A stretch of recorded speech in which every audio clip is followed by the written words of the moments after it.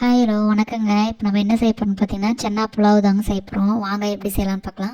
வீடியோக்குள்ளே போகிறதுக்கு முன்னாடி நம்ம சேனலை சப்ஸ்கிரைப் பண்ணிக்கங்க. உங்களுக்கு இந்த வீடியோ பிடிச்சிருந்தா லைக் பண்ணுங்கள். முதல்ல இந்த ரெசிபி பண்ணுறதுக்கு ஒரு பாத்திரத்தை எடுத்துக்கோங்க. அதில் ஒரு கப் அளவுக்கு கருப்பு சுண்டல் எடுத்து ஒரு 2-3 வாட்டி நல்லா வாஷ் பண்ணிவிட்டு ஓவர் நைட் ஊற வச்சுக்கோங்க. இது இப்போ ஊறி நல்லா ரெடியாக இருக்குங்க. இது ஒரு பக்கமாக இருக்கட்டும். அடுத்து அடுப்பு பற்ற வச்சுட்டு குக்கர் வச்சுக்கோங்க. குக்கர் நல்லா சூடானதுக்கப்புறம் ஒரு 3 டேபிள் ஸ்பூன் ஆயில் சேர்த்திக்குங்க.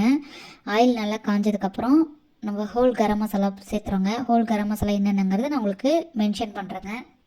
எண்ணெயில் ஹோல் கரம் மசாலா நல்லா ஃப்ரை ஆனதுக்கப்புறம் நல்லா ஸ்மெல் வந்துடுங்க. அதுக்கப்புறம் 2 பெரிய வெங்காயத்தை நீல வாக்கில் கட் பண்ணி சேர்த்துக்கிறோங்க. உங்களுக்கு இந்த வீடியோ பிடிச்சிருந்தால் லைக் பண்ணுங்கள். உங்களுக்கு எதனா டவுட்னா எனக்கு கமெண்ட் பண்ணுங்கள். வெங்காயத்தை நல்லா எண்ணெயில் வதக்கி விடுங்க. நல்லா வதங்கிட்டு இருக்கும்போது கூட 2 பச்சை மிளகாய் சேர்த்திக்கிறோங்க. சேர்த்திட்டு நல்லா வெங்காயம் வந்து கோல்டன் ப்ரௌன் கலரில் ஆகிற அளவுக்கு நல்லா வதக்கணுங்க. இந்த டிஷ்ஷை வீட்டில் செஞ்சு கொடுங்க, எல்லோரும் விரும்பி சாப்பிடுவாங்க. வெங்காயம் நல்லா கோல்டன் ப்ரௌன் கலரில் வதங்கிறது இந்த டிஷ்ஷுக்கு ஒரு நல்ல ஒரு டேஸ்ட்டை கொடுக்குங்க.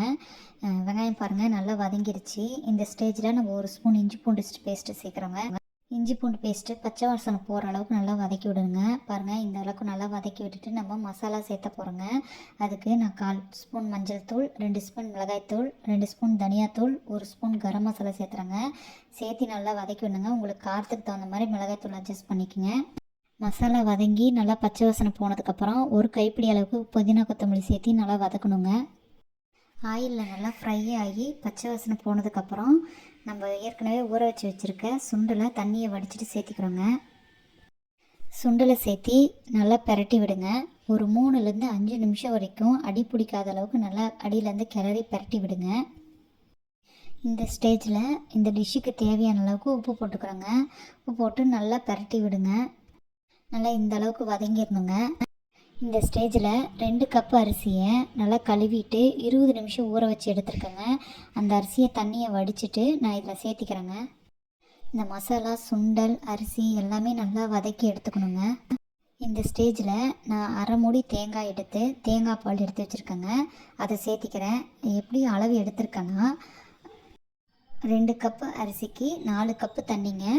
நான் 3 கப்பு தேங்காய் பால் 1 கப்பு தண்ணி சேர்த்திருக்கேன். உங்களுக்கு பாதி பாதி தேங்காய் பால் தண்ணி சேர்த்திக்கலாம், இல்லை முழுசாகவும் தேங்காய் பால் சேர்த்திக்கலாங்க. முழுசாக தேங்காய் பால் சேர்த்தனாலும் இன்னும் கொஞ்சம் டேஸ்ட் ரிச்சாக இருக்குங்க. நல்லா கலந்து கொடுங்க. நல்லா அடியிலேருந்து கலந்து கொடுக்கும்போது அடி பிடிக்காதுங்க. பாருங்கள் நல்லா கொதிக்கும் போது இந்த ஸ்டேஜில் டேஸ்ட்டு பார்த்துட்டு உங்களுக்கு தேவையான அளவுக்கு உப்பு காரம் சேர்த்திக்கங்க. இந்த ஸ்டேஜில் சுண்டல் வேகிறதுக்காக கொஞ்சம் உப்பு அதிகமாக நம்ம சேர்த்திக்க போகிறோங்க. நல்லா கலந்ததுக்கப்புறம் புதினா கொத்தமல்லி சேர்த்து நல்லா கலந்து விட போகிறோங்க. நல்லா கலந்து விட்டுட்டுங்க குக்கர் மூடி போட்டு மூடி வச்சு ஹை ஃப்ளேமில் நல்லா 3 விசில் விட்டு எடுங்க. நல்லா ப்ரெஷர் தானாக இறங்கினதுக்கப்புறம் ஓப்பன் பண்ணி சாதம் நெய் விட்டு பரிமாறி கொடுங்க. நல்லா டேஸ்டான சென்னா புலாவ் ரெடி ஆயிடுச்சுங்க. வீட்டில் செஞ்சு பார்த்துட்டு எப்படி இருக்குன்னு கமெண்ட் பண்ணுங்கள். இந்த வீடியோ பிடிச்சிருந்தால் லைக் பண்ணுங்கள். நம்ம சேனலை சப்ஸ்கிரைப் பண்ணுங்கள்.